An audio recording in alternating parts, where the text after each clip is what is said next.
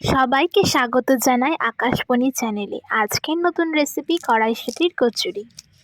প্রথমে আমরা কড়াইশুঁটিগুলো ছাড়িয়ে রাখছি, তারপর মিক্সিতে কাঁচা লঙ্কা, আদা কুচি এবং মটরশুঁটির পেস্টটা রেডি করে রাখছি।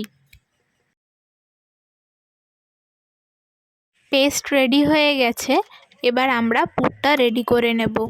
আমরা একটা কড়াই নিচ্ছি, তার মধ্যে সাদা তেল দিয়ে দেব। সাদা তেল গরম হয়ে গেলে আমরা পুরটা দিয়ে দিচ্ছি।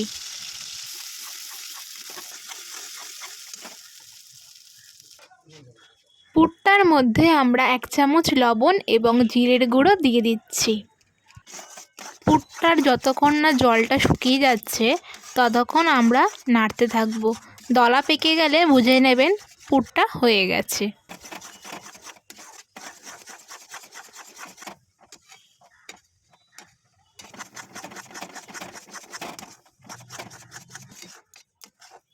পুরটা রেডি হয়ে গেছে আমাদের, আমরা একটা থালায় তুলে রাখছি। আমরা একটা পাত্রে ময়দা দিচ্ছি, 1 চামচ লবণ, 1 চামচ চিনি এবং অল্প সাদা তেল দিয়ে ময়ামটা করে নিচ্ছি। ময়াম দেওয়া হয়ে গেলে আমরা উষ্ণ গরম জল দিয়ে ময়দাটা মাখিয়ে নেব।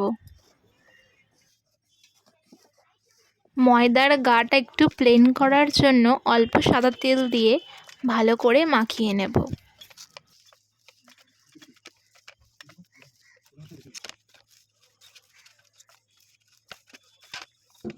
ময়দা মাখানো হয়ে গেলে ময়দাটাকে লেচি করে গোল গোল করে ওর ভিতরে একটু গর্ত করে তার ভিতরে পুরটা দিয়ে মুখটা বন্ধ করে বেলে নিচ্ছি।